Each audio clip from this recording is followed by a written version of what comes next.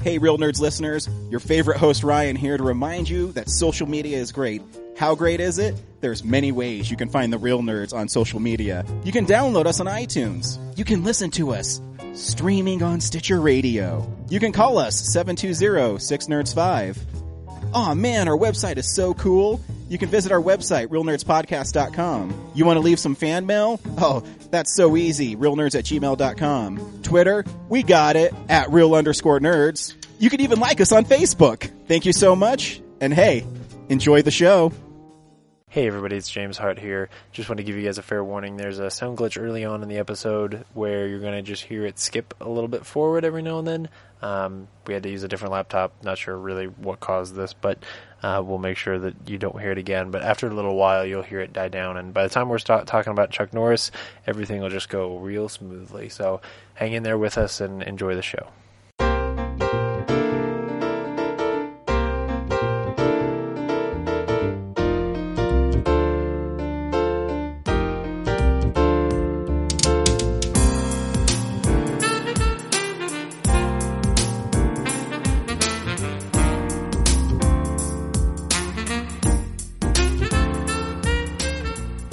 Welcome to Real Nerds Podcast, unofficially the official podcast of Denver Comic Con 2015, which is in exactly 1 month. Oh shit! From today. Oh, that's scary. No, it's fun. Can't wait. I was talking to Andrew today, picking up my comic books. Yeah, and he's going to be on the show July 17th. Cool. For Ant-Man. I keep on telling him that I'm saying that he's going to be on the show, so he can't back out. Right. And but he said they're not allowing them to sell them at comic stores anymore. The tickets.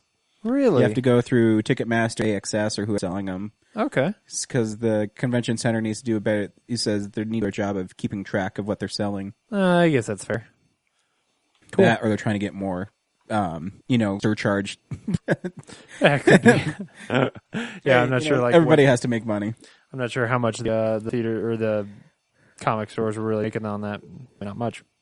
I'm not sure either.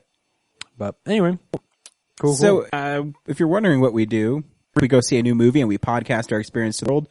This week we finally got the chance to see Ex Machina, which I went to Belmar, and I don't know if this is because I went to Belmar.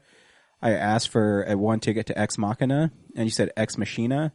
It's Ex Machina. It's Latin. It's only been around for thousands of years. Like, come on now. I didn't want to be mean to her, but I said it's Ex Machina. Aww. And she said, "Oh, okay, I didn't know that." And then I wanted to describe. I says, "Well, it's used to describe a plot device and blah blah blah blah blah well, blah blah blah." Well, technically, that's dead Machina on its own. It really just a machine. We're the worst. Yeah, we are. Anyway, I saw Ex Machina finally, and I'm becoming a big fan of A4 Studios.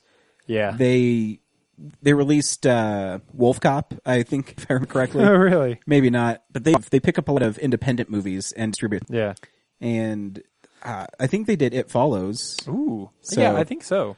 Because I remembered seeing that. I feel like I've seen that. I've seen that logo a whole bit. I know they did A Most Violent Year. I haven't seen it, but yeah, I just bought it just because I saw it. Did you get Firewalker this week? We'll talk about it later. Oh, sweet. How's your week going, James? It's going pretty good. It's going pretty good. I was down in the Springs this week for work. Oh, did you have to go to? No. It's a good week. Yeah, I went down to the Springs. Got to stay at the Broadmoor. That was pretty neat. That's a nice place. Yeah. Oh, yeah. It was pretty sweet. I used to go there. My dad would take us there every once in a while to have brunch because they have a really nice brunch there. Yes, they do. Yeah. But yeah, that was pretty good. It was a good week. It was one of those ones where because it was like it's a conference thing. So, and I was working it. So it's like I went and I did a bunch of stuff, created a bunch of more things that I needed to do. So I feel like there's more work for me to do. Plus, like it was like being out of the office, right? Mm-hmm. So I wasn't in the office doing the work I was supposed to do. So it's like I come back and I'm like, oh shit, like I've created more work and didn't get anything done for a week. Like what the fuck am I supposed to do now? But whatever. It's cool. It's all good. How was yours? It's not bad. Good. It's it's hard when I'm just really hanging out right now. Yeah. And having fun though. I took a really picture of hanging on comic books in a Spider-Man hat. I saw it. It was adorable. And it looks Spider-Man. It was adorable. It made me like super happy. Yeah. I also saw the cute picture in a bag at the zoo. Yep. After yelling at the monkeys. Yeah, it was funny because the monkeys were making noises and he was making back at them. Yeah. So it's pretty fun. Yeah. He's adorable. He is. He's a good kid. Yeah. If I yell loud enough, I can wake him up and then I get to see him. Oh my gosh. Yeah, and he'll probably want to play. Aww. So he does it. Yeah. So, yeah. Cool.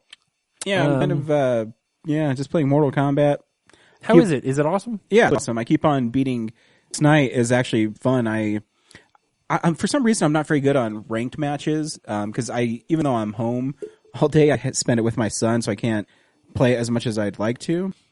But last night I was playing a guy who was 203, and I always mute my side so people can't hear me. So that means he has won 207 games? Yeah. And only lost 3. So I can hear them, but they can't hear me. Yeah. I don't know, because I don't like talking to strangers. That way you can call them bad words, but they don't hear it. And he was getting so mad because I was beating him. Because I think my online record is like 29 and like 15 something. Yeah. And I beat him. I got 200 places on the rankings for beating him. Holy crap. Yeah. So he wasn't happy. Probably dropped a lot because he lost to someone as bad as me. He probably broke his dick and was like, I can never play Mortal Kombat again. And I mean, I'm really good at combat. It's just, I just can't play it as much as, so it's like, that's why I never got it in X, because the first shooters were the most popular ones. Right. And those kids would play all the time, and you'd go on and just get destroyed by them. Right. But still, the game's really fun. If you like Mortal Kombat, you'll like it. Cool. Yeah. I've actually never played one. No? Yeah. I don't picture you playing. You play fighting games? Oh. Yeah.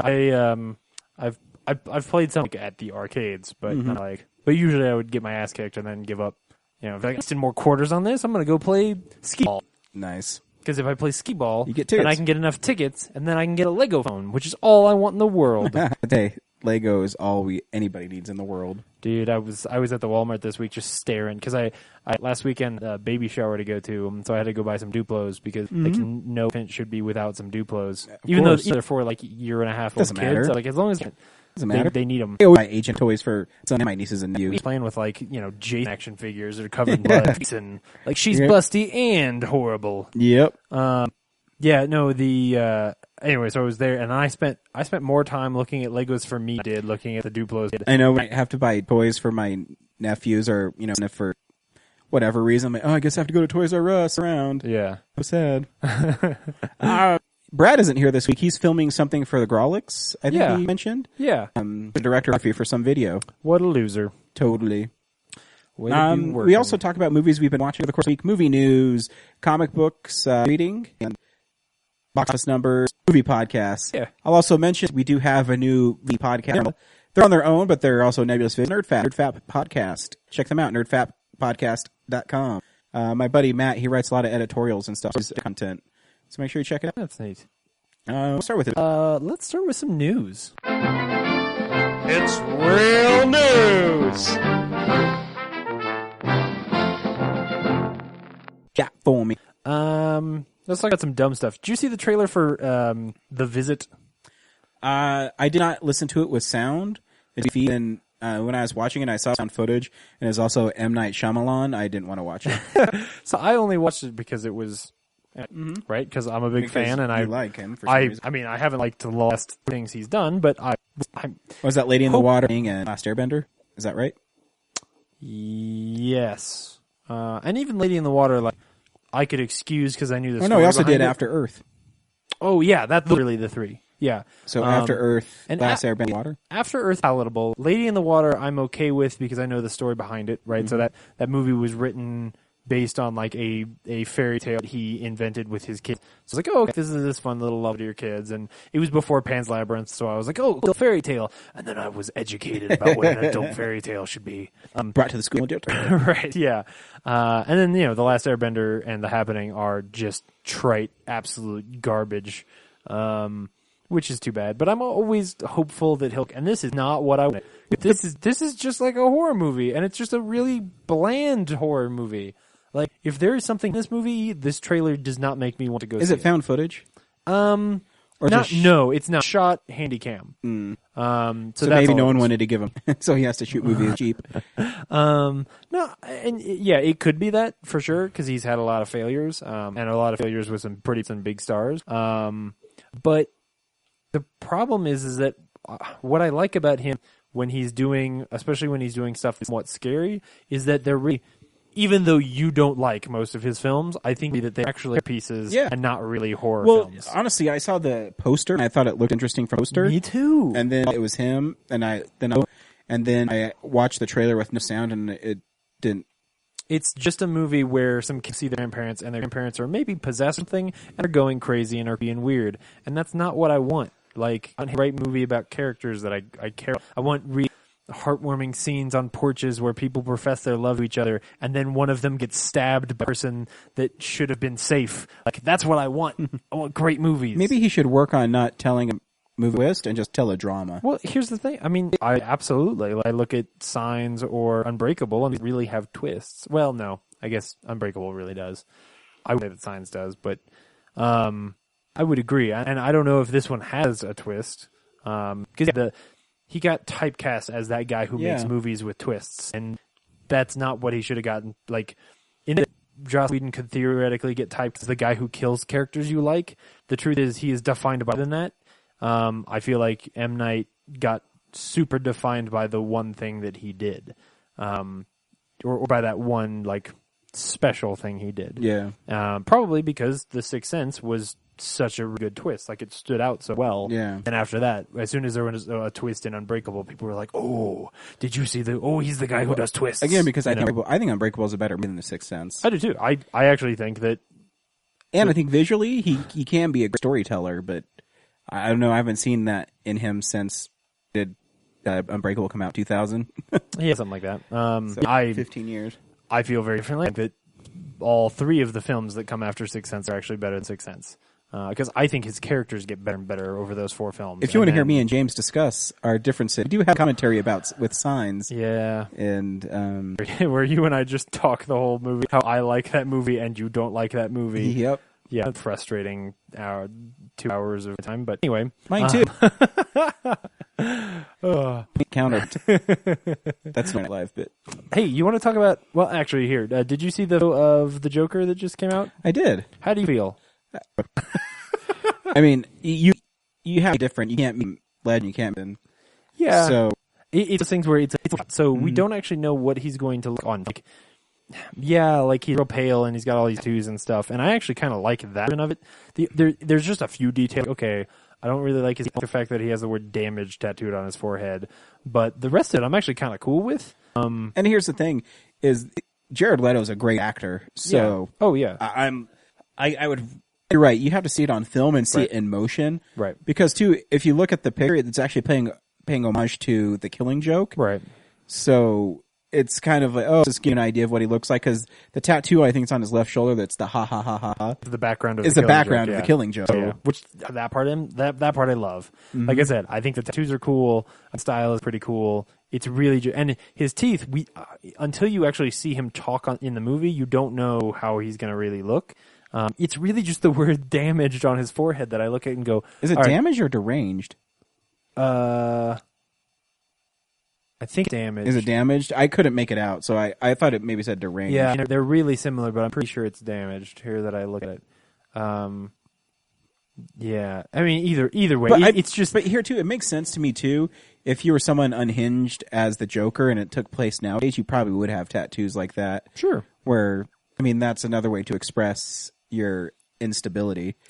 I will say that my second thought after thinking, "Oh, I don't like that word," is, "Oh shoot, I hope that this is not also what Harley Quinn's going to look like," because I was so excited about getting Harley Quinn in a movie that I hope it's not just a like punk kid. Like, yeah. I don't know. I like that character. I'm excited to see. I was sort of hoping for a traditional or some traditional version. If of they Harley did the Quinn. Arkham City Harley Quinn, I think it'd look pretty good. Yeah, where she has the pale face and she has pigtails, and one's black and one's red. I think it looks pretty cool. Are we all just saying at this point that doing Assault on Arkham?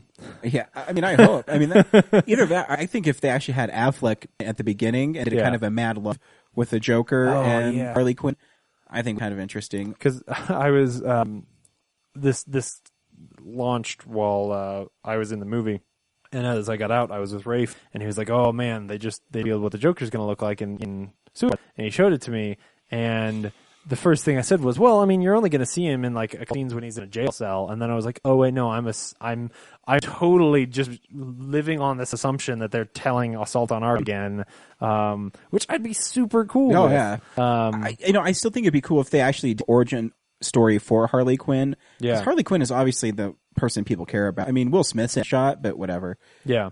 If they actually opened with it as Harley Quinn as a psychiatrist and her with him and kind of leading her down that dark path, and that would be pretty cool. Then it went into Arkham, Assault on Arkham. I think would be pretty awesome. Yeah, that would be pretty neat. Couple more trailer things. Did you see that new trailer for Fantastic Four? Yep. I'm more on board. I think Doctor Doom looks really great in it. Yeah, I mean, only got for like a little splash, but even like the thing kind of looks cool now, and the way that Mr. Fantastic works is kind of cool. Yeah. Even the Human Torch, like when he goes into fire and his eyes turn white, I was like, oh, that's neat. I don't know that I'm in love with like the story yet, but we'll see. I don't know. Yeah, you know, it's where I'm torn on, and actually I'll announce it on this episode. My next binge thing I'm going to do is going to be comic book movies. Okay. So I'm going to watch them all again. When I was at Best Buy a couple weeks ago, Fantastic Four on Blu-ray were $6 for them to get together. Yeah. So I got it, and I'm interested because when I think Fantastic Four, I do think of kind of more of a family-friendly superhero kind of world. So we'll see when they kind of play it a little more seriously toned. Yeah, the tone is definitely a lot. I mean, I say it's darker, but it's also like they're kids. Like, I don't know. There's some leeway there. Yeah, there is. And I mean, the people that talent behind the camera, in front of the camera is really good. Yeah. So hopefully it'll be awesome. Yeah, I mean, I want it to be good. I've read some good Fantastic Four stories in my life. I wish it wasn't Doctor Doom. Not because I don't like Doctor Doom, just because they've tried before. Yeah. You know, But I bet you can have Mole Man. Yeah, I guess that's true. I don't know. Actually, Man would actually probably. Maybe that's the problem with the Fantastic Four. Hey, would you go see an animated Spider movie brought to you by Phil Lord and Chris Miller? I'll see anything Spider-Man in it. I saw that announcement and I was like, dude, yeah, 100% yes. I think it's interesting cool. that they're doing a live action, and the next year they'll have an animated one. Yeah. Obviously, two different worlds. And hey, this is maybe a way they can put Miles Morales in it. Ooh, hey, that's not bad. I just really like those guys. Like, I think. Oh yeah, I mean, whatever they're, yeah, absolutely. Like, way to make a lighthearted, fun Spider-Man. I mean, I hope those guys don't go like gritty. like it's they then announce that it's directed by Neville Dean and Taylor. Yeah, right. And then it'll all just go downhill really quick. I don't think they will. In fact, I was reading an interview with Kevin Feige because they're going to announce who Spider-Man is really soon. Yeah, because it's coming. I think I was watching an interview with Robert Downey Jr. I think he was on David Letterman, and he said that he starts filming Captain America in 2 weeks. Wow. So, yeah, I mean, they have to have. I think when's that come out? Next March? Yeah, or next May? Yeah, because it made Batman Superman move. So next May, I mean, that has to start filming really. I mean, yeah, in 2 weeks. Yeah. So to say who Spider-Man is, and it'll be fun. And they have those two guys doing it. I mean, how well they did with the Lego movie and things like that. I mean, come on. If they did a Spider-Man Lego movie, I'd cry. Oh, but they can't because Lego is like a Warner Brothers property. But I'm just saying it'd be fun. Fast and Furious 8 is going to come in 2017. I'm curious about that one because I think this one, it sounds bad, but I think helped driving the box office because of the Parker thing. Oh, yeah. But, I mean... But it is a wildly popular franchise. If they had... maybe this time the Shaw brothers will team up. Remember at the end when Jason Statham is put into the cell and he says, I'm going to get out of here. And then he says, I'm waiting out there to kick your ass. That sounds exactly like the kind of stupid bullshit that Vin Diesel would shove down producers' throats and say, it's going to be so cool. I have the most epic saga story. The street always wins, bro. It's a family. Anyway, I'll see it. Yeah, I'm not going to say I'm not going to see it. I'll still see it. And then I have two more stories. One of them is actually a non-film story. The other one is that there was a cool interview about Ash versus the Evil Dead. Ryan, tell me about Ash versus the Evil Dead. The Ash versus the Evil Dead is going to be a 10-episode, 30-minute long series on Stars this fall. It started filming and basically going around, and he picks up a couple sidekicks, and they're going to kick some Deadite ass. And there's an awesome publicity photo of Bruce Campbell, Tappert, who's been Sam Raimi's producer forever, and Sam Raimi is standing in front of what Sam Raimi refers to as a classic in 1973, Oldsmobile. That's in every one of his movies except The Quick and the Dead. But here's a little trivia of Quick and the Dead. He took the axles off that and put it on a wagon. So No it way. is technically in that movie. Yeah. That's cool. Cool. You can read about that in If Chins Could Kill, Confessions of a B-Movie Actor, the book by Bruce Campbell. It sounds pretty good. I'm getting more and more excited. Are you excited? Yeah, I love because one, it's the original guys. Yeah. And two, they said flat out that it's going to be no holds bar. Yeah. And because it's on Stars and those guys already made Spartacus for Stars. Right. So you know that they do whatever they want. Yeah, you know they're going to be crazy. Yeah. Okay. The very last thing is that NASA has been working on this thing called, I think it's either called the M drive or the EM drive. And it's like this thing that's supposed to like to help with propulsion using microwaves or whatever bullshit, or I don't know, some lasers through it. Cool. The story is this: they may have discovered the ability to build a warp drive. Oh, that's awesome. So give it like 2 or 3 more years, and we'll all be flying our Enterprises all over the universe. That'd be like, sweet. Looking for Or dude, Prometheus planets. What if you like, could fly from like New York to England in like 10 minutes? I don't think you want to do that because it literally warps space and time. I feel like you would obliterate whatever was between you and New York. Just birds. Oh, okay. So you put it on a plane. Yeah, So you get like a that's what I'm saying. DC-8. You get up there into the air. You obliterate all the birds between you and New York, and then you land. Yeah, it'd be And awesome. you travel in like a fraction of a second. That'd be sweet. All right. I mean, I think you're thinking a little bit. I'll be really honest with you. But okay. What would you use it for? I don't know. Go to like the fucking moon or like Alpha Centauri. Go find some planets, man. Catch up to Hubble. Oh, you know it, dude. You just spend a weekend. We build a space station on the edge of the like the galaxy. And a black hole, dude, it's not like you go through it. It's basically a piece of paper. If you fold that piece of paper in half. Does it have a library inside? Maybe. Oh man. I'll tell you a funny story. So Laura was really, really sick. I just thought of a horrible thing. I want to make it clear my dad's alive, but the thing I thought was, can I go find my dad on some planet somewhere? That's a Contact reference. Thank you. All right, sorry. It's funny. Laura was sick a couple days ago, so I Yeah, took Kellen to the zoo, and then we went to the comic store, and then I was still going to kill time so she'd be left alone. So Yeah. I went to Tradesmart. I'm like, I might not even get anything. I was going to walk around. But they had Wall-E and Interstellar used, so I paid $16 for both those movies used. That's awesome. Yeah, I know. Man. But, I was disappointed. I opened up the Blu-ray. They took the IMAX cell out of it, so I didn't get my McConaughey. Well, you were gonna get like some Matt Damon or something. Spoilers. Yeah. Actually, Shit. I thought of you when I was there because they have a Matthew McConaughey movie I've never heard of on Blu-ray that was used. It's called Surfer Dude. Oh yeah, no, I remember. No, I'm not gonna watch Surfer Dude. Okay, I just saw. I was going to tweet it or Shit. take a picture and send it to you. Is there a challenge? I think there might be a challenge out there for me to watch all Matthew You should watch McConaughey movies. McConaughey movies. Damn it. I don't want to. There's a lot of bad movies. You know, he's not Robert. Like, yeah, there's some bad ones, but he's pretty good in them. Like, no, there's movies like How to Lose a Guy in 10 Days, which I've seen and is not very good. Or Surfer Dude. I put the brakes on my Tom Cruise one because I'm waiting for Vanilla Sky on Blu-ray. Yeah. And I wasn't, you know what? Why don't I just, I know, here's actually a funny story though. I said, well, why don't I just like rent it on Amazon? It's probably streaming for free. Yeah. And I was about to, and I pre-ordered the Blu-ray, I'm not joking, like 9 months ago because it was originally supposed to come out in December. And then it got pushed to May 5th. So I was like, oh, that's pretty soon. And then I got another email from Amazon. It's now June 30th.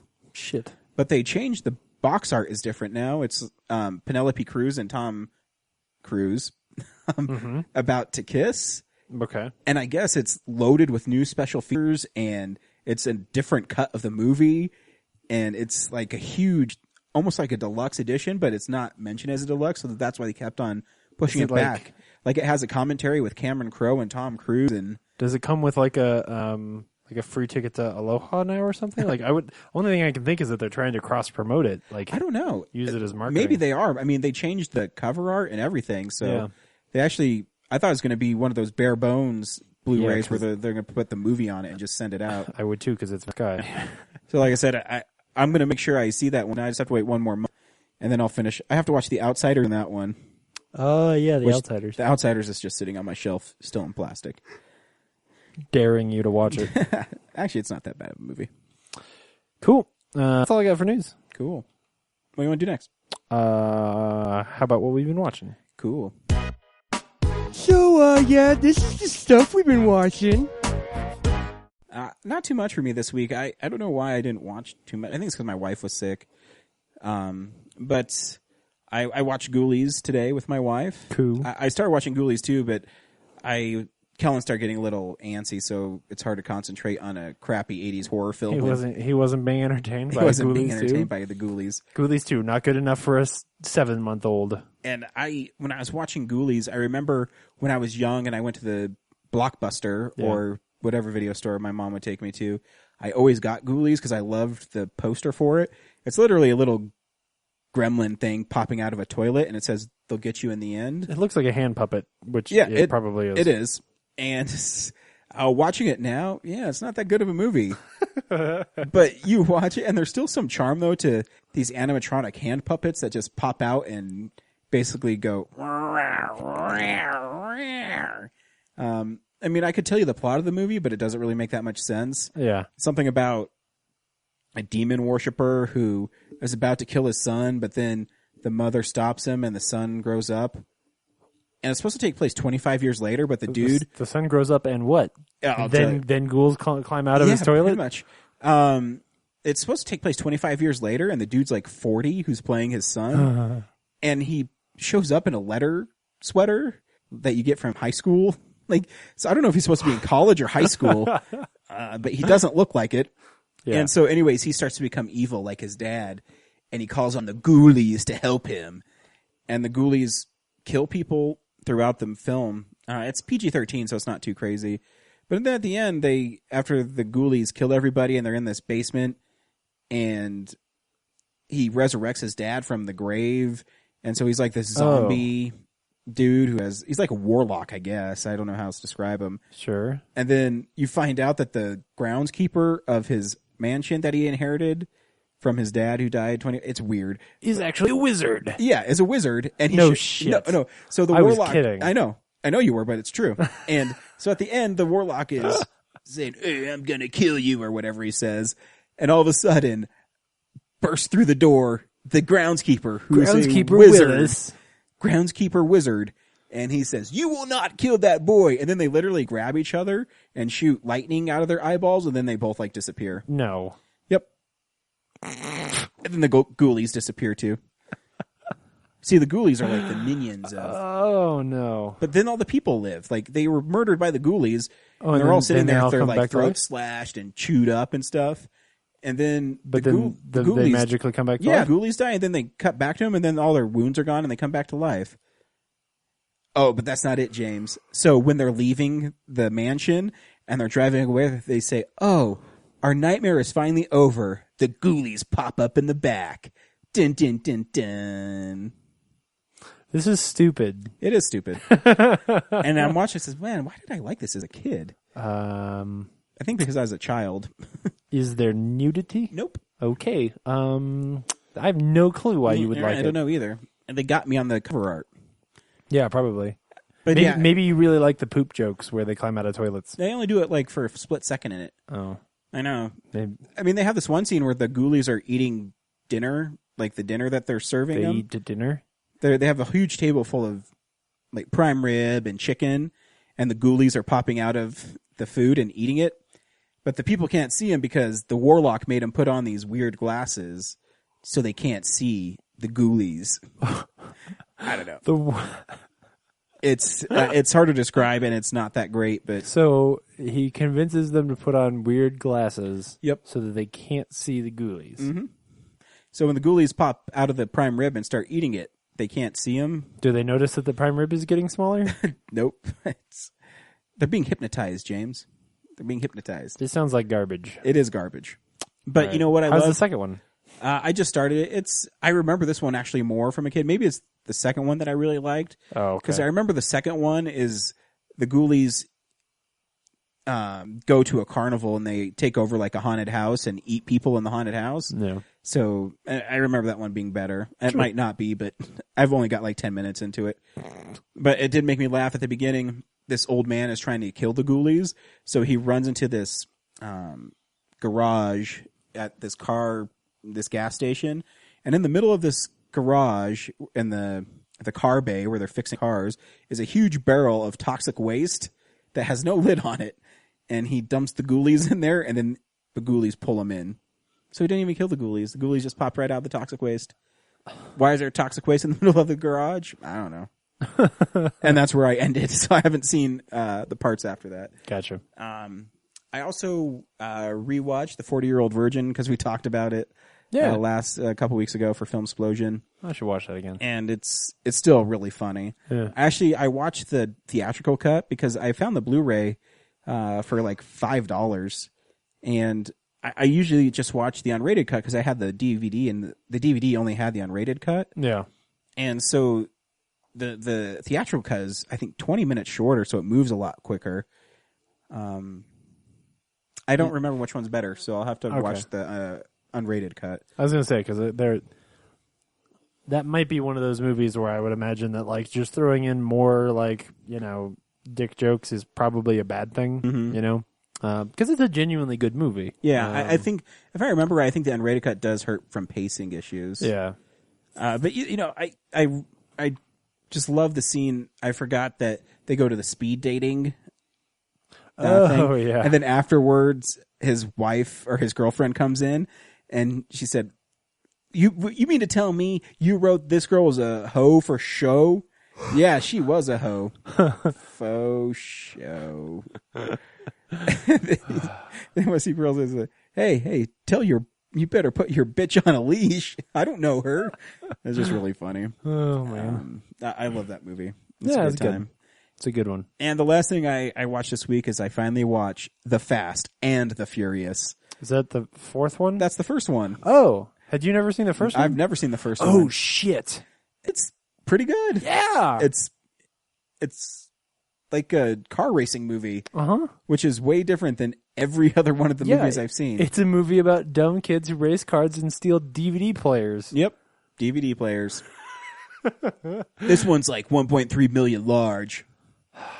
And why do I hate Michelle Rodriguez and everything? Oh, she's the worst. Oh, she's the worst. I just don't get it. I don't get what the appeal of her is. She just constantly looks like she's angry. Looks like she always has to take a dump. Yeah. She's like the Kristen Stewart of hating things, you know? is. Where like if she would just smile once in a while, you might be like, "Oh, okay, yeah, you seem like a person." But she doesn't. She just scowls at everything. Yeah. It's horrible. And it's interesting watching that because, you know, I mean, I knew Brian O'Connor was undercover, but at the beginning of The Fast and the Furious, he's Brian Splinter, and he's undercover, and you don't know that yet until about halfway through the movie. And I don't even. Shoot, I forgot that. it's kind of a fun movie. Yeah, I mean it's Point Break with cars. Yeah. You know, I mean it's not as good as Point Break, but this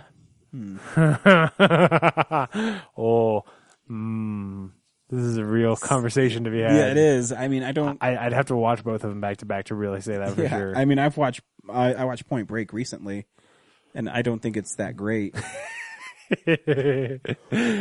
Oh, I need to go. I gotta take you in, Brody.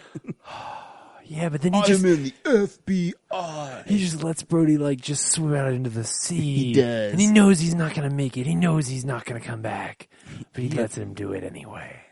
Yeah, Because it's either death in the sea by wave or going to jail. And he might as well die by the waves, you can't man. tame that guy. Yeah, not Swayze, man. Did you see they actually released set photos from the remake of Point Break? Oh, no, I don't want to talk about it. I know. So yeah, the Fast and Furious is actually a pretty fun movie. Yeah, You know, it totally is. It's way toned down from where the series came, where the series is at now. Oh yeah, it's unbelievable because you look at like the path that series has had. Where, I mean, by the end of Tokyo Drift, like it was basically about to be a direct-to-DVD, like just here's some garbage stuff that we every couple of years we make one of these just completely dumb movies, like the Scorpion King 4 is exactly like the Scorpion King 4, and that's honestly what it still is, except for the fact that there's still like real actors in it, and so they release it in theaters. I don't know. Every time I watch it, though, I know what's so special about Vin Diesel. I don't know what's so special about him. I don't mean Vin Diesel. I mean Paul Walker and The Rock. I know that's what you mean. But I mean, everybody Paul Walker's else. not amazing, but at least like. But here's the thing with Paul Walker, though, is at least he's charismatic. Yeah, he's dude, and he has some awesome scenes in this most recent movie. Like, oh man. So yeah, that's what I watched this week. So the Fast and Furious was fun. Yeah, and I got Too Fast, Too Furious, which I heard is maybe the worst one, but I disagree. I think that I actually think that Tokyo Drift is the worst one. So I know the fourth one's not good, so I won't own that one, and I won't get Tokyo Drift because everybody tells me it's bad. I mean, have you never seen Tokyo Drift? I guess you should watch it. Like, I could be wrong, but I don't think I. No, I've never heard anybody say in our group of friends say Tokyo Drift is any good. Yeah. And when 10 people tell me it's not good, and people like rave for, I mean, I only saw it my wife. Yeah, I only saw it because Matt Goodrich made me, and I don't think I remember it fondly. And that was 8 years ago. So, whatever. Cool. What'd you watch this week, James? I'm looking at photos of Point Break. Damn it. Really just two things I want to talk about. I finished Daredevil. Nice. Man, that's really good. It is. It's really, really good. Wilson Fisk is great in it. I was going to say, I still stand by what I said last week. If not certainly one of the best Marvel villains that they've made in anything. Like the way that they really humanize that character and make him a lot more interesting. He wants to than be he's in ever been. Spider-Man. I'd do that. That'd be absolutely. Awesome. Yeah, I think that they would be stupid not to cross this series over with everything they can, because they did such a great job. I'll say that I was actually disappointed when he eventually gets the suit, because it ends up being a little less cool. Like his just like, I cover up my eyes with this mask thing was really badass. Like it was it felt like the Punisher. Kind of like a ninja. Yeah. And then once he's in a suit, I was like, oh right, he's got to be in a costume now. All right, well, okay. He has to do it to protect himself. He wears his armor kind of like Batman. Dude, they do an awesome job setting it up. They do a really awesome job setting that up. But yeah, Fisk is just great. The whole story of the season is really great. I think that anybody who likes superhero stuff should check it out. I think anybody who likes crime stuff too. I think it's a pretty good crime show. Oh yeah, absolutely. And you won't until very close to the end. You won't even really feel like a superhero thing. Yeah, because I don't even remember. What episode does he get the suit in? I don't remember. It's the last one. Yeah, it is the last one. Yeah, I couldn't remember if it's the second to last or the last one. Yeah, I mean, there's a couple times where he probably gets stabbed by ninjas more than a human could actually survive. But other than that, there's really no. I mean, technically, yes, he can also see sound in some way, but they lean on that so lightly that it really doesn't matter. It's just like, oh, he's just. And then in the second episode, they have that awesome one shot where he beats up a bunch of people. Oh man, it's so good. That's worth it watching it just for that. It's so good, man. Yeah, just some really great single episodes and like little mysteries along the way. I really like all the characters. Foggy's great. Karen is great. And even the what's her name? The woman Fisk is falling in love with. Like, I'm really fascinated by that character. I don't remember. I can't remember her name, but she's just cool. watched that 2 weeks ago and I can't remember. Yeah. And then the very last thing that I watched this week was a little movie from 1986 called Firewalker. Ah, sweet. I've been waiting all week for this. So if you didn't hear last week's show, as we were doing the what's coming out on DVD this week, there was this Chuck Norris film called Firewalker that the cover, I bought it because of the cover, because it looked like a knockoff Indiana Jones movie. And guess what? It's a knockoff Indiana Jones movie. So it starts and Chuck Norris and Lou Gossett are driving around in a Wrangler in what is clearly the Colorado sand dunes.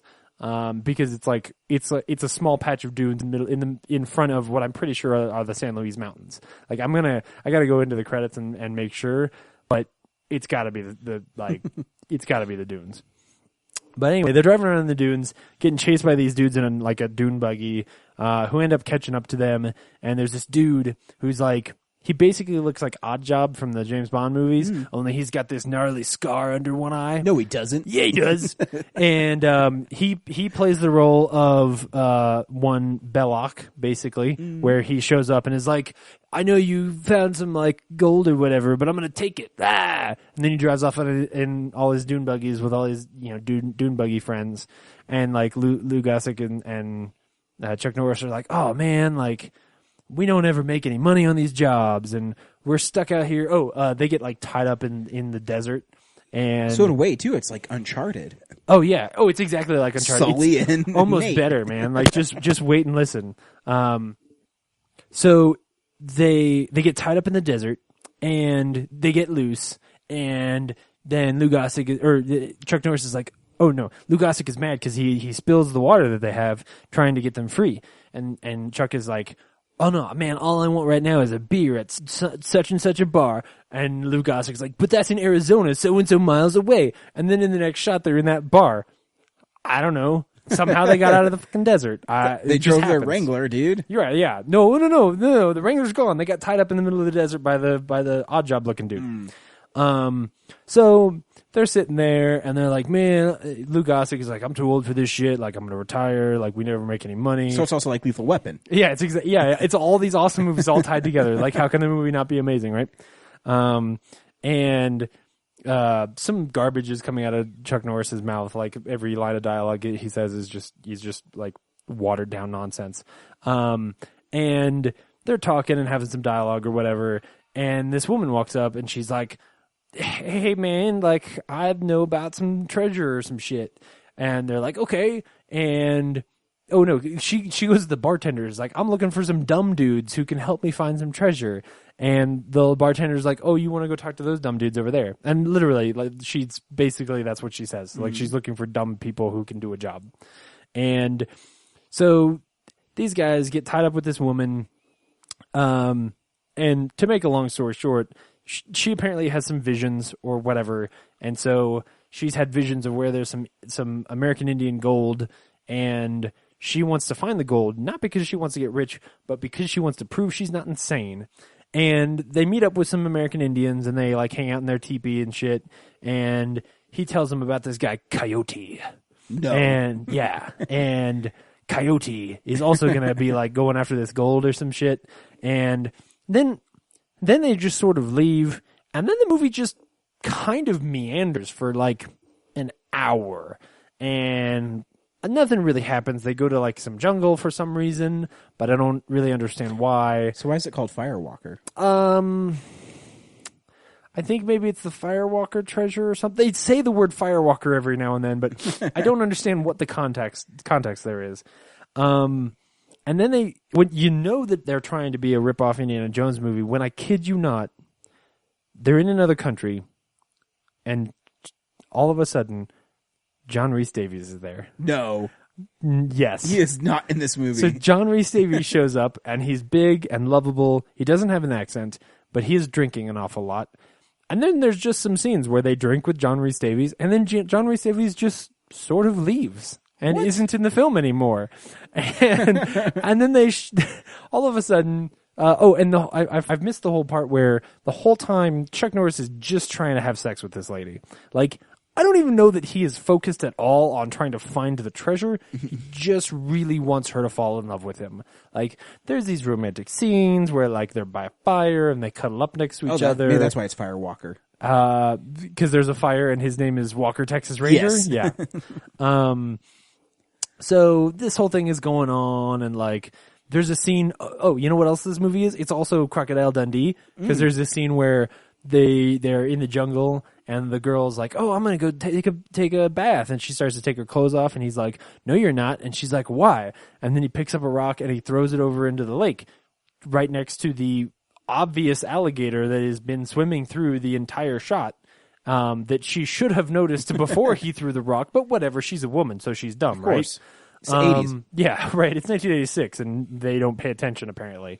So then she doesn't take a shower. She just snuggles up next to Chuck, and, you know, they fall asleep in each other's arms or something. I don't know. Whatever.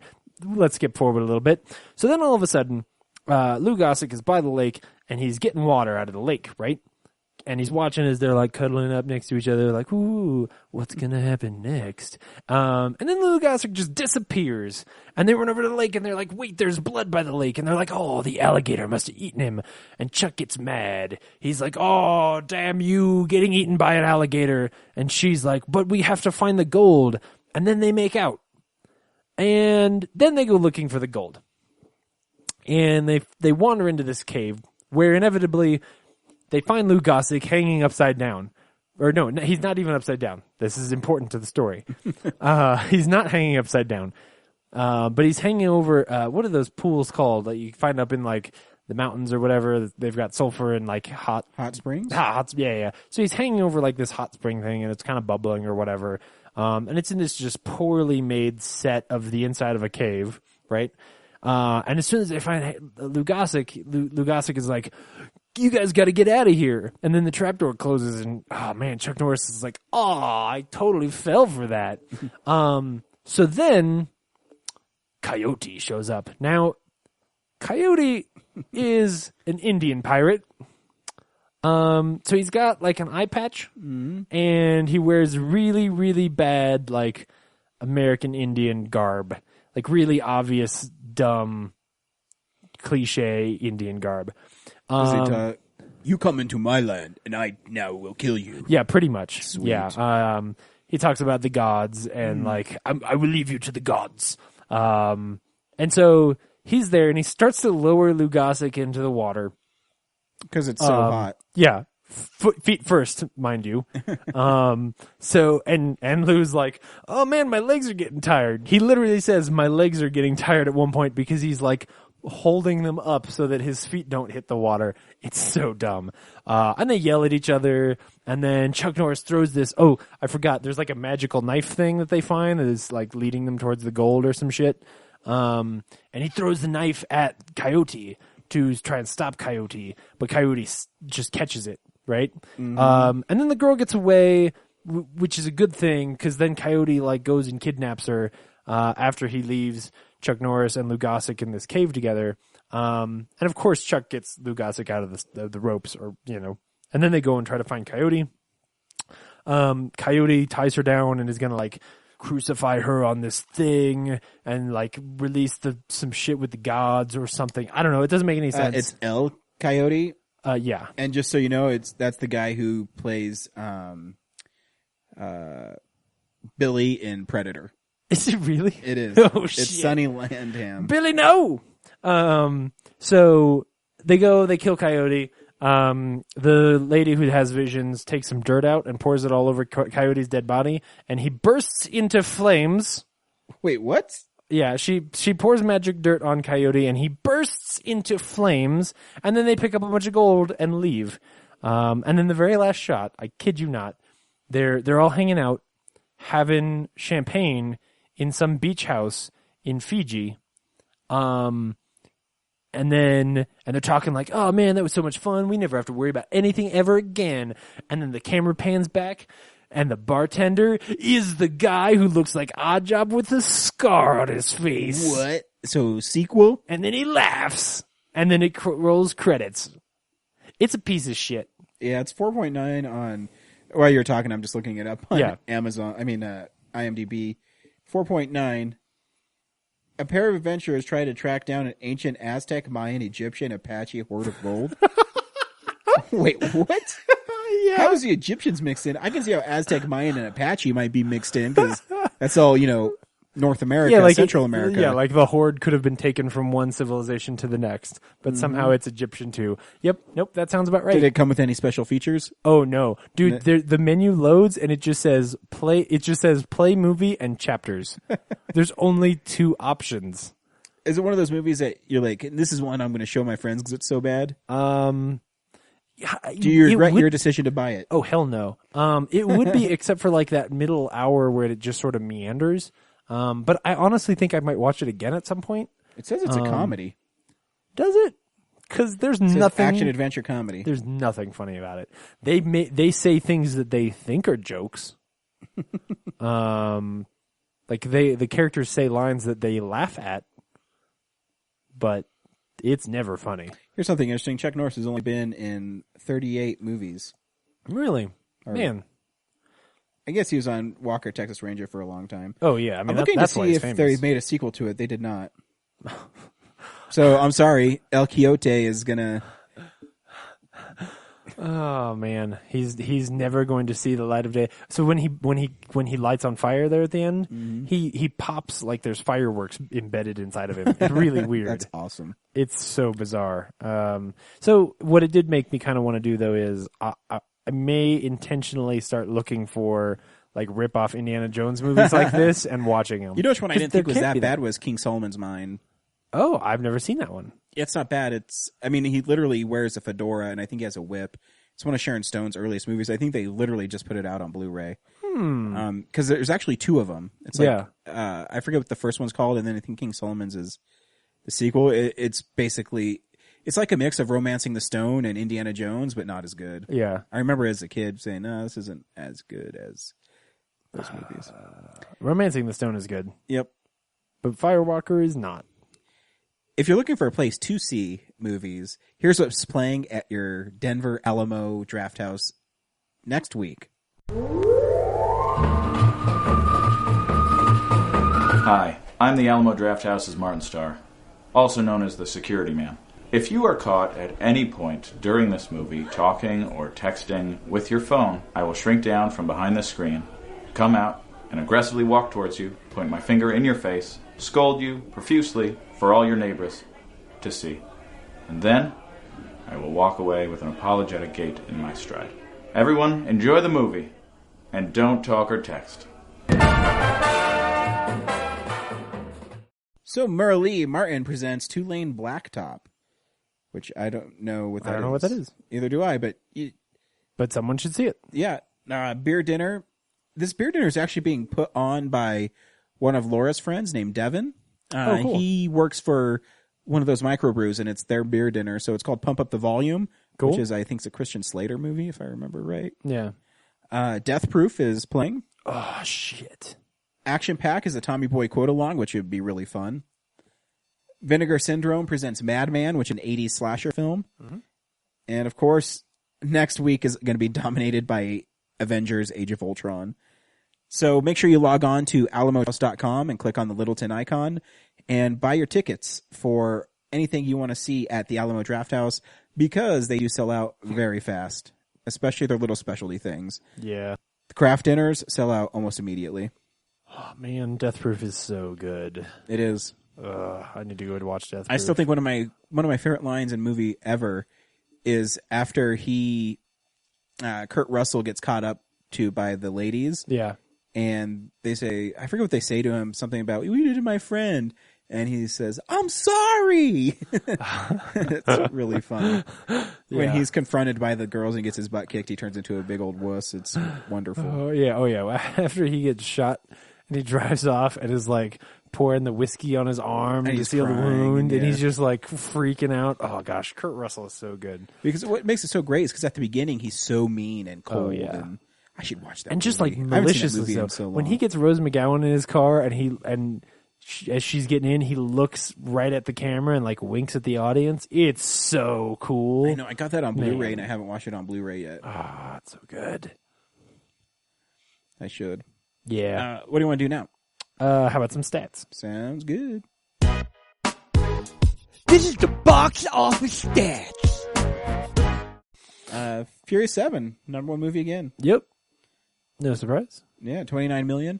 The movie we saw, True Story, came in at 1.9. It didn't really get that big of a release, and yeah. I don't remember actually seeing a commercial for it on TV. Did you? I mean, I don't really watch TV, so either do I. But I mean, I watch Sports Center. I guess it's not the right audience. But yeah, I mean, 831 theaters, which by comparison, Fast and Furious was in 3,900. So like, it's almost 1/5 of theater count, something like that. So, It's one of those movies I think is, was that an A24? 8 something, 800 something. I mean, no, the movie, the studio? Was that the same one? The A24 studio? I don't know. Let me. Oh no, it's Fox Searchlight. That's right. Yeah. It's one of those independent movies that. It seems like that movie was one of those ones that they wanted to put out for award season, and then just missed. It just missed, and then they kind of go. Yeah, I can't even say that I think it deserves more necessarily. Like, I don't know. Yeah, it's there. Yeah. Cool.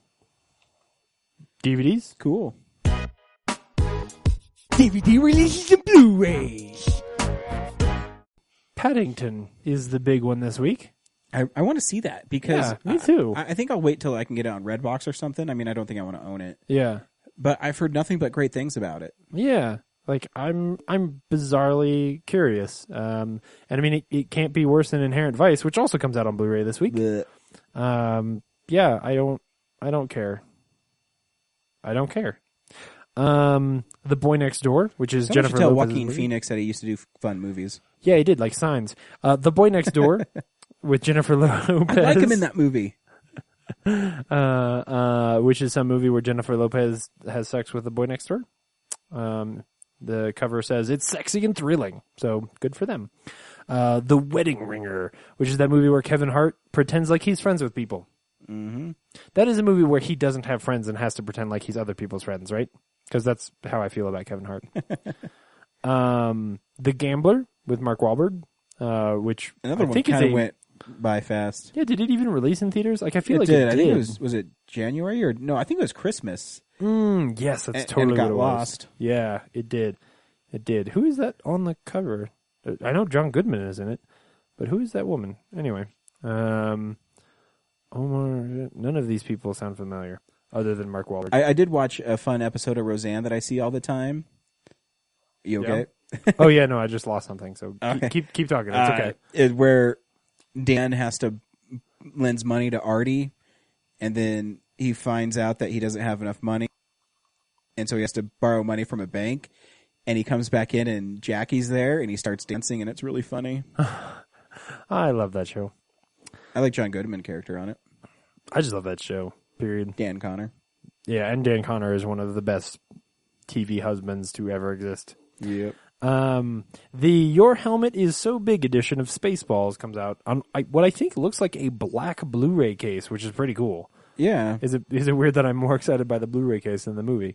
I mean, I like Spaceballs. Yeah, but it's, it's all right. Yeah, Convoy with Chris Christopherson is coming out on Blu-ray this week, which has got a really, really badass cover. Have you seen this cover before? Mm-mm. I think because there was an ad for it before Fast and Furious. So I've seen the trailer recently, but the bottom of the cover is just trucks in a convoy, right? Mm-hmm. I should say it's all like drawn, almost like pencil, like colored pencil art. And then there's Chris Christopherson, and he's standing there shirtless with his thumbs tucked into his belt, right? Just looking badass. And there's a woman draped over his back, like giving him a hug from behind, and they're both looking slightly to the left. It's pretty awesome. So this has to be an old one if Chris Christopherson doesn't have a shirt on, right? Oh yeah. Yeah. It's an old movie, like probably early 70s. Accidental Love with Jake Gyllenhaal and Jessica Biel, which is some direct-to-DVD like romance movie or something. Yeah, do you know who that's directed by? No. Your favorite guy, David O. Russell.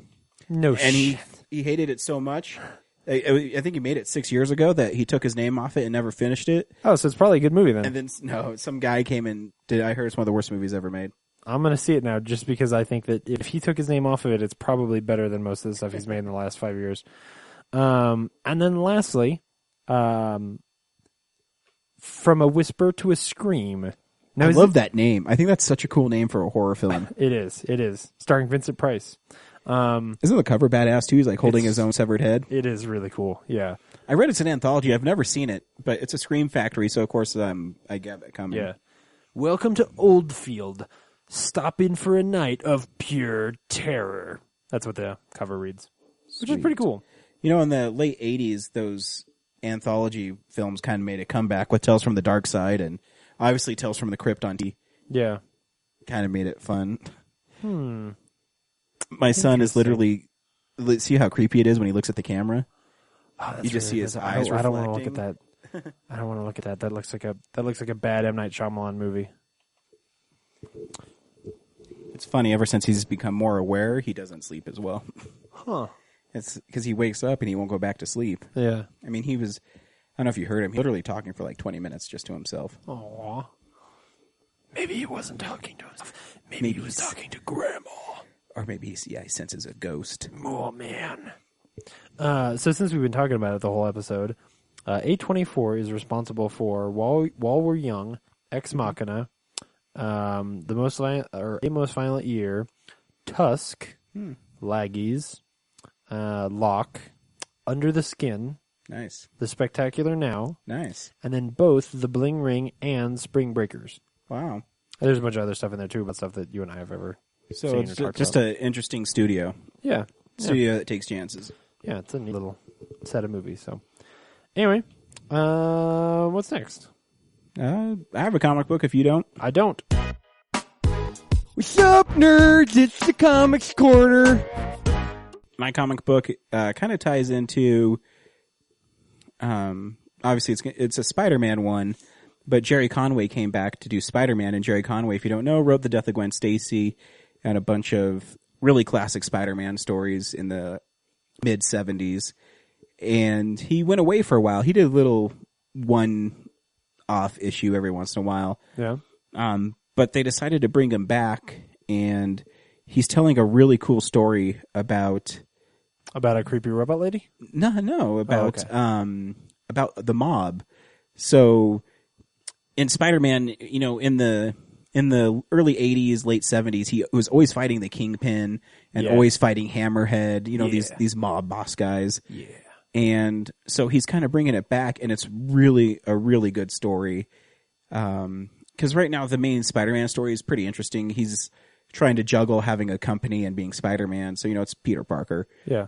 In this one, he's just, Jerry Conway's just free to tell a story about Tombstone, who is one of the villains I really like. And even though he's not, like a big villain, but I like him because he's an African American who's an albino.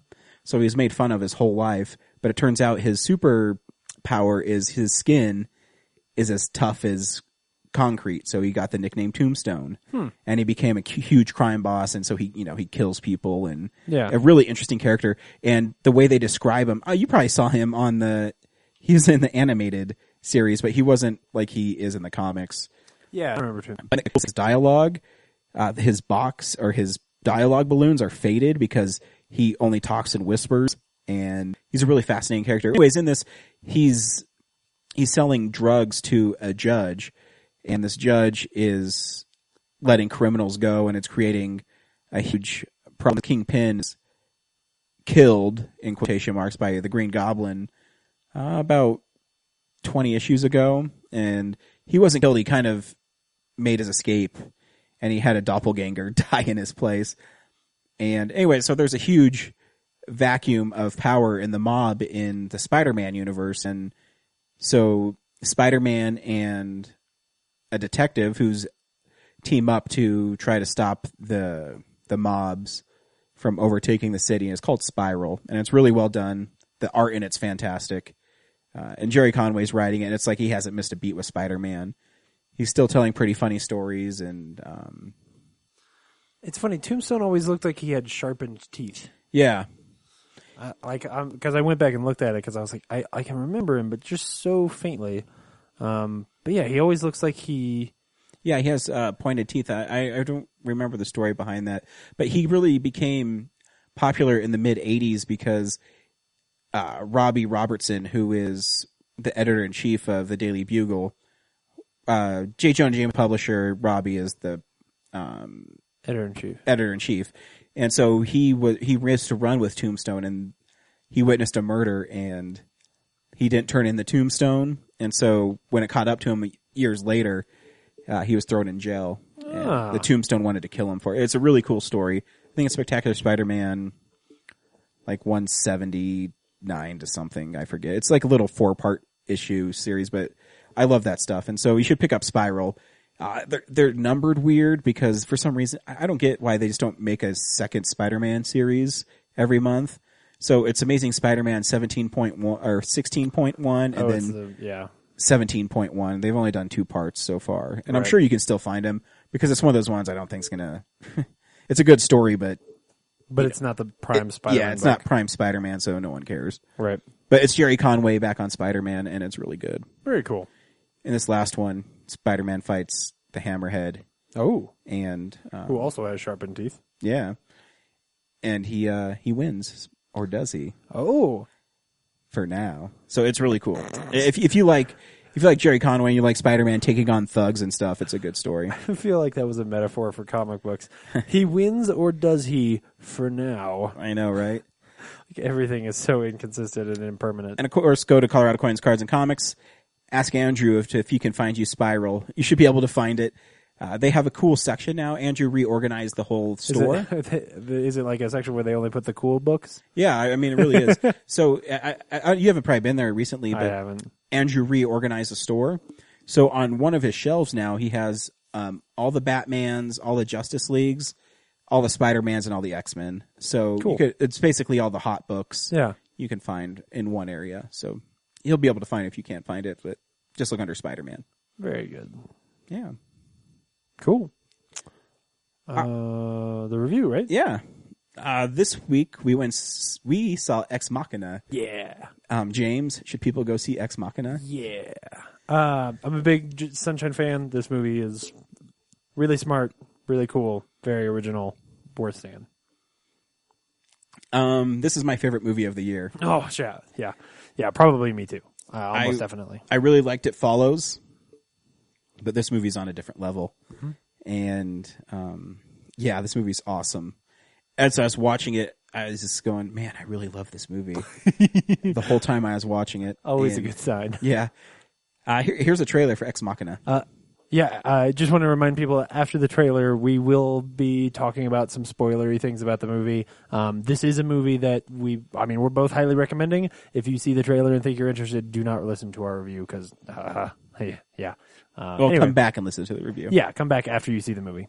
And agree or disagree. But here's the trailer for Ex Machina. How long until we get to his estate? We've been flying over his estate for the past 2 hours. Caleb, I'm just going to throw this out there so it's said, okay? You're freaked out. You're freaked out with me meeting me, having this conversation in this room at this moment, right? But can we just get past that? The whole employer-employee thing?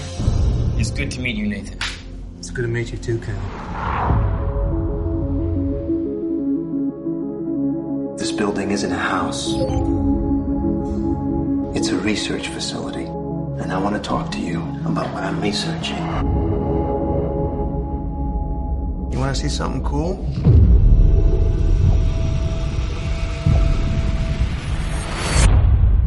Hello? You are dead center of the greatest scientific event in the history of man. Do you have a name? Ava. Answer me this. How do you feel about her? Her AI is beyond doubt. No, nothing analytical. Just how do you feel? I feel that she's amazing. Dude. Do you want to be my friend? Of course. Will it be possible? Why would it not be? Did you know that Nathan brought me here to test you?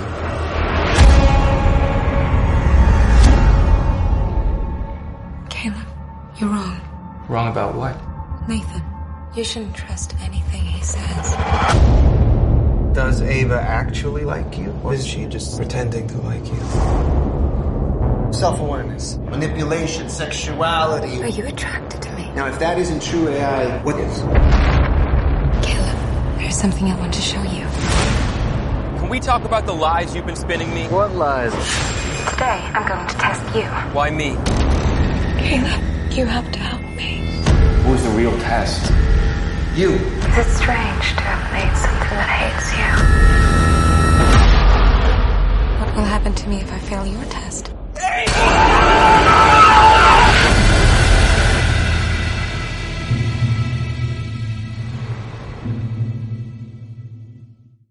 Dude. So, in this film, what's the name of the actor? Brendan Gleeson? No, that's the older guy. It's Domhnall Gleeson, right? Yeah. And he is a code writer for a big search engine called Blue Book, and he wins a contest, and he's sent to the founder of Blue Book, who was played by Oscar Isaac's house, Nate. He's sent to his home, I guess, and he out in the middle of the woods somewhere. Yeah, and he's picked to go there. But what he doesn't know, and it's what you can guess from the trailer, is he's actually developed an AI being named Ava. And he thinks he created the ultimate artificial intelligence and can think on her own. She has emotions. She has feelings. She's pretty. She's pretty. In a weird way. And I think that was part of the lure of the film. Uh-huh. Right off the bat, I have to say this movie is beautiful. It's shot so well. I think Oscar Isaac is amazing in it. Yeah. Because right away he's a douchebag, but you kind of like him. Oh, absolutely. Yeah. You know? I mean, he's fun, but like even when he seems dangerous, you don't know that you're getting a really good read on it. Yeah, but here's the thing too, is when you see that about him, and right away you kind of think of him as the bad guy, and as the story unfolds, maybe he's not really a bad guy. Oh yeah. I mean, even when the lights go out that time and she tells him not to trust Nate, mm-hmm. Even then I was kind of like, I don't know that I even trust her. Like, you know, you're telling me she's really if she really is intelligent, then theoretically, like, there's nothing that says that she is like also innocent. Well, here's the so like it's just written in such a way that I was paranoid about everything. Yeah, and that's the thing is I think they put you in the shoe. What was the name of the character? Not Nate. Was Daniel? Fuck. No, it starts with a C. Caleb. And so you're kind of bored with Caleb. I mean, that's what's great about this film is they put you in Caleb's shoes. Yeah. Where you sympathize with him because he's put in this world where he doesn't understand what's happening. And when he meets Ava, you kind of, I mean, you like her too, you know, she's a really interesting character. The actress who plays her does a great job of when someone is talking to her or tells her something, she takes these beats where she's trying to process the information and what she's been told. Yeah. And what makes the ending even better is you can see the sinister part behind it. Yeah. Because as the film goes along, you start to really care about Ava and Caleb. Oh, absolutely. And then you realize that maybe that Nate's crazy. And I mean, he's so rich and so brilliant that maybe his disconnect from the real world is... Well, and he's clearly... I think his downfall is that he is hiding things from Caleb. And he's clearly hiding things from Caleb. And probably if he hadn't been from the get-go, things wouldn't go the way they did. Yeah. When you take a step back and look at the actual story, I don't know that Nate is at fault. I think I just think he's just arrogant. He's not. Yeah. Because, I mean, I would be too if I could create something like that. And he's clearly done it a number of times. Yeah, and I mean, he even says, you know, in a year from now when we're up giving the press conference and you said, you know what, you're a god. And then Caleb says, I didn't say that. Right, yeah. He says, no, but that was a great quote, man. I love that quote. Right. It's a really fascinating play. Yeah. And as you know, as I was watching it, I was thinking to myself, this would be a smart origin for the Terminator films. Oh, hell yeah. You know, this is the AI they're talking about. It's better than any of the backstories for the Terminator That's what I'm films, saying. That's all I was thinking about was, man, this could be Terminator. But the film has this uneasiness throughout it. And his helper Kyoki. they always drop little hints that she isn't real. I mean, I kind of picked up on it right away. Oh yeah. But I mean, there's that great scene where they're eating dinner and she spills and he yells at her. He's like, she doesn't understand anyways. And she walks away and she goes in the door and she kind of just powers down and the door slowly shuts. She's like, oh fuck. Yeah. Well, and there's these little scenes where like she reacts to things as if she is listening. Like she does know. Yeah, she's one of the more fascinating things about this. She's a question that never gets answered in this movie, really, because especially there at the end when Ava talks to her, and you're like, oh shit, like what does Kyoki know? Like she obviously knows, and she's used for a sex bot. Yeah, that's what she's used for, right? And I mean that one scene where Caleb comes in and he says, "No, you don't have to do that. What are you doing?" And Nate comes in and says, "No, dance. She loves to dance." And it's this really weird, awesome dance scene. Oh man, it's amazing how funny this movie is. Like, there are so many times where the whole theater I was in just broke out in laughter, mostly because of Nate. Like his character just is kind of funny. But yeah, especially that whole sequence. It's so absurd, but it's so unnerving at the same time. Yeah, there's just something not right with it. Right, and you know, this is why I think this movie is so well done. Is there's no huge explosions. All the tension comes through the Hannibal like therapy sessions where people are just literally sitting down talking to each other. Yeah, and it's interesting because Caleb is so smart, and I don't think Nate gives him enough credit for being smart, and that's his downfall at the end of the movie. Right. Is, you know, he does that thing at the end where he kind of brings it all back. It's really fascinating because Nate knows that he's doing something when the power goes down, obviously. Right. And he doesn't believe Caleb, and Caleb doesn't want to believe Nate, and he's having a hard time believing Ava as well. Right. But he's smitten with Ava because of the information that Nate is able to pull from his search. Is so brilliant. I fucking love this movie. I really did. Yeah. Oh, yeah. I mean, her whole story is so nefarious. Like you look back at it, and oh yeah, like I want to watch the whole thing again because I think what you realize is that because Nate built her, he understands what she's capable of because he understands how good a job he did, and he understands what people are capable of, and so. Like when you go back, the things that are the most horrifying, like when he finds all the footage of the other robots that the guys built over time and how they have gone wrong. Yeah, that one dude was creepy when she was banging her arms against so hard and she broke her arms. Yeah. But you know, I guess we kind of skimmed over that throughout these sessions, they decide Caleb and Ava, that he's going to bust her out because she wants to, you know, go on a date with him and she wants just to get out of there. And, so they do this brilliant setup where he's going to plan. He got him drunk once and stole his key card and was able to see that footage. But what you saw him writing code, but you weren't. I didn't put two and two together. Yeah, you just thought he was looking for stuff. Yeah, and then at the end you realize that he did that earlier so he could do his plan to bust her out. And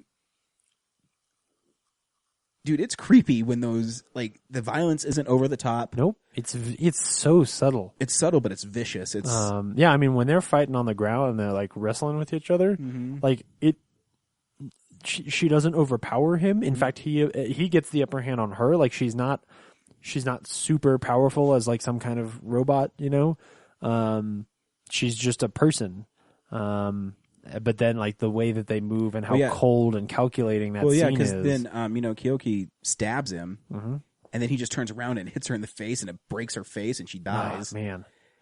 And then he tries to walk away, and Ava slowly pulls the knife out, and he turns and looks at her, and then she just jams it into him again. You're like, oh, fuck. And then she, like, subtly twists it, you know. Oh, man. Yeah.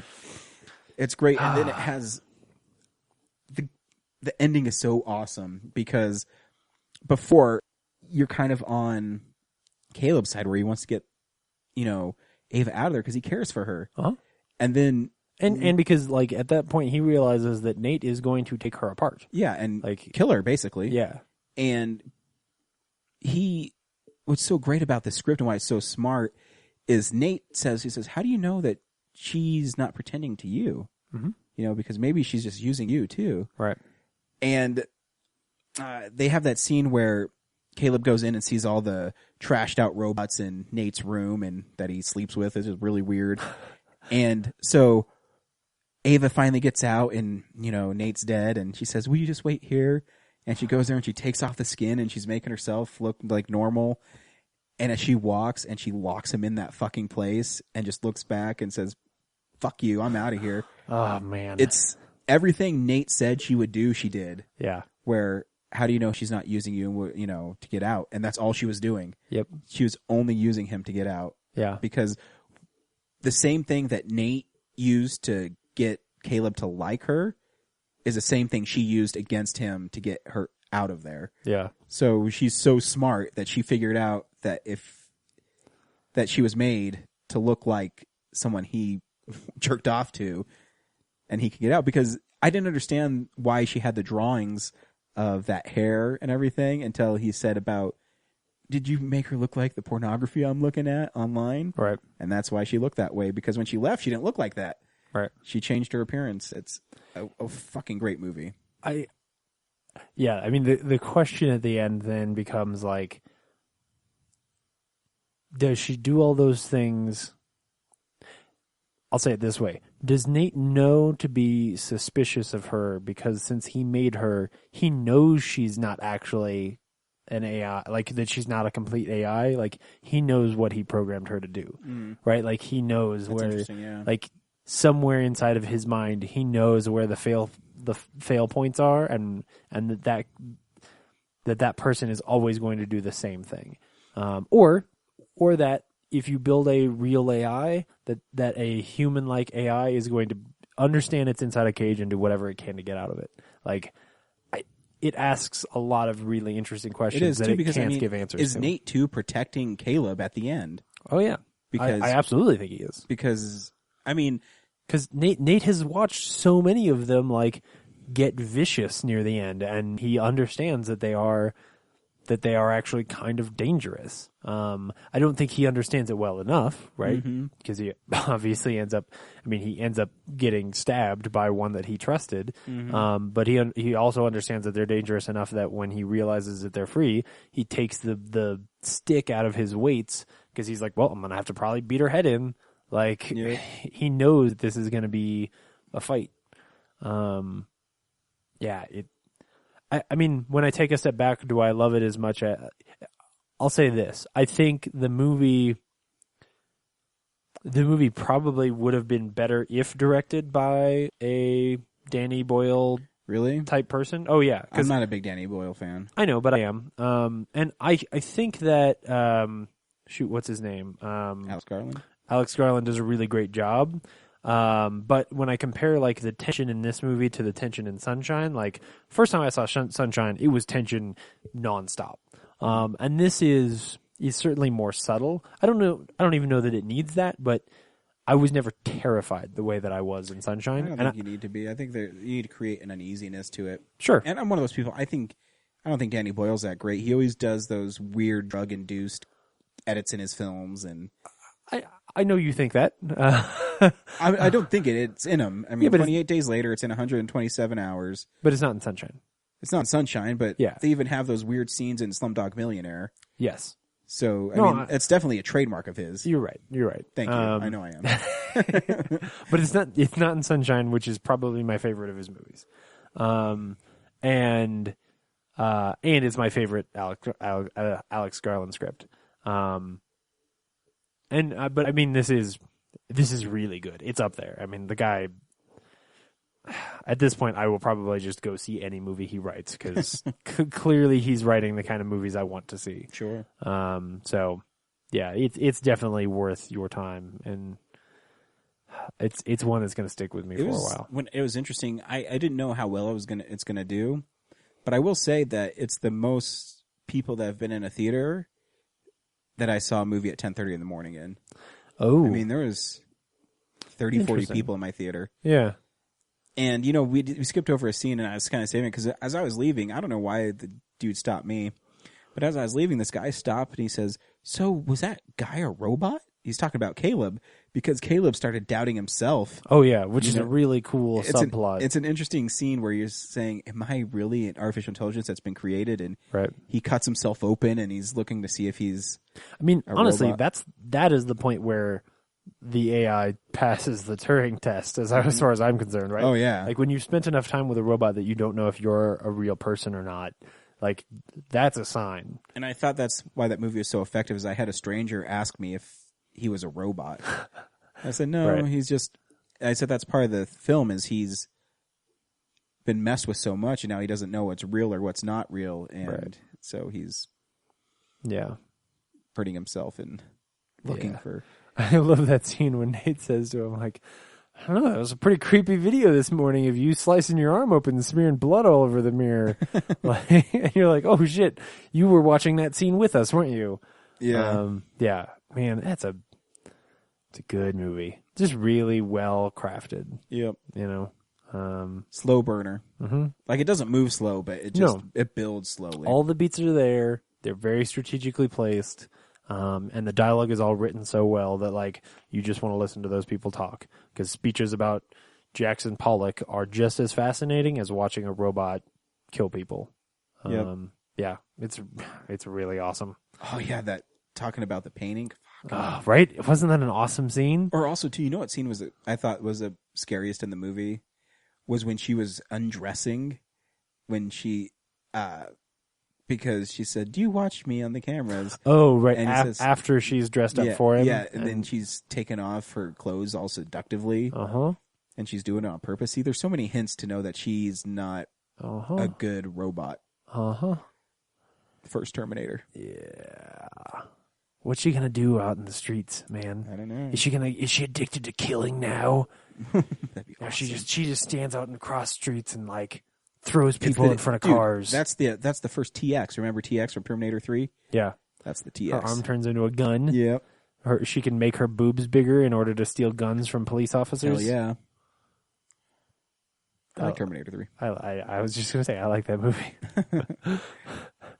Oh, man. Next week is Real Nerds Podcast 200th episode. Yeah. Which also happens to be kicking off the summer with Avengers Age of Ultron.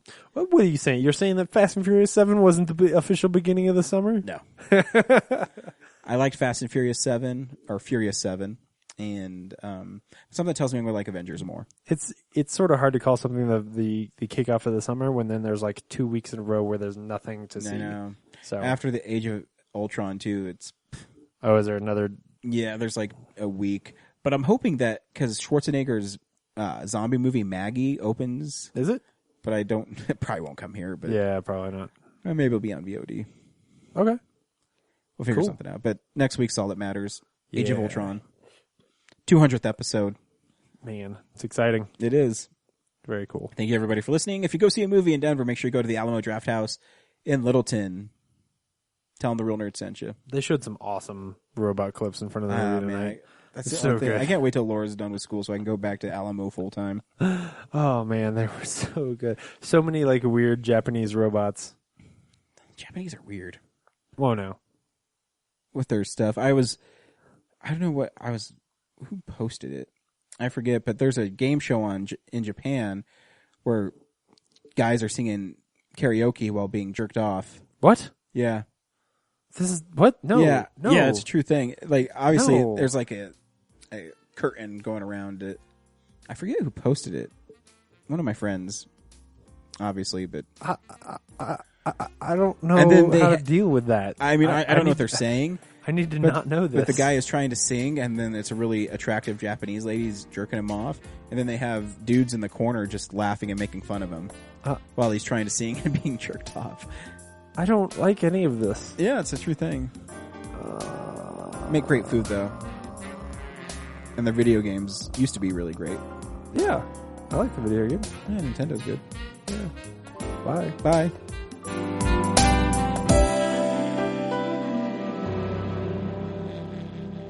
Visit our website, realnerdspodcast.com. You can tweet us at real_nerds. You can email us even, realnerds@gmail.com. Like us on Facebook. Hey, stream us on Stitcher. You want to call us? 720-6nerds5. And download us on iTunes. Just search Real Nerds. Thank you, Joe Kempter, for the wonderful voiceover. And also Spark Mandrill for the wonderful late-night jazz smooth sounds of movies. You can find him on SoundCloud. This has been a Nebulous Visions production.